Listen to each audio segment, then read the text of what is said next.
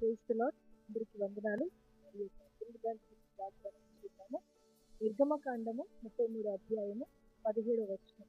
కాగా యెహోవా నీవు చెప్పిన మాట చొప్పున చేసేదిని, నీ మీద నాకు కటాక్షము కలిగినది. ఇక్కడ మనం చూసుకున్నట్లయితే దేవుడు మోషేతో మాట్లాడుతున్నాడు. నీ మీద నాకు కటాక్షము కలిగినది, నీవు చెప్పినట్టు నేను చేస్తానని.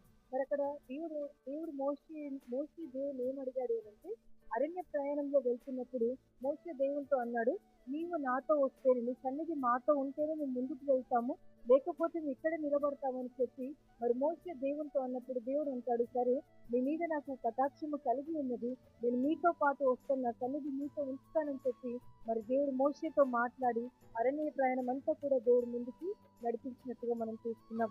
మరొక వ్యక్తిని మనం చూసుకున్నట్లయితే మరి ఇక్కడ యోసేపు గురించి చూసినట్లయితే, యోసేపు ఎప్పుడైతే ఐగుప్తు దేశానికి వెళ్ళినప్పుడు ఒక బానిసగా అమ్మివేయబడ్డటువంటి పరిస్థితుల్లో మరి అక్కడ ఉన్నటువంటి పోతీఫర్ యొక్క దృష్టిలో యోసేపు కటాక్షం పొందినటువంటి వాడుగా ఉన్నాడు.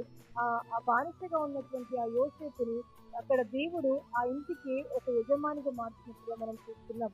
మరి ఎస్తేరు విషయంలో కూడా రాజుకి ఎస్తేరు విషయంలో దయ కలిగించే రీతిగా మనము అక్కడ కలిగించి ఉన్నాడు.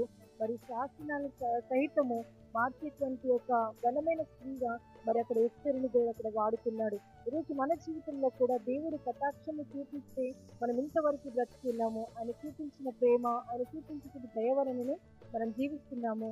ఆయన యొక్క కటాక్షము మనకి సదాకాలం ముందుని గాక. ఈ మాటలు దేవుడు దీవించుగాక. ఆమేన్.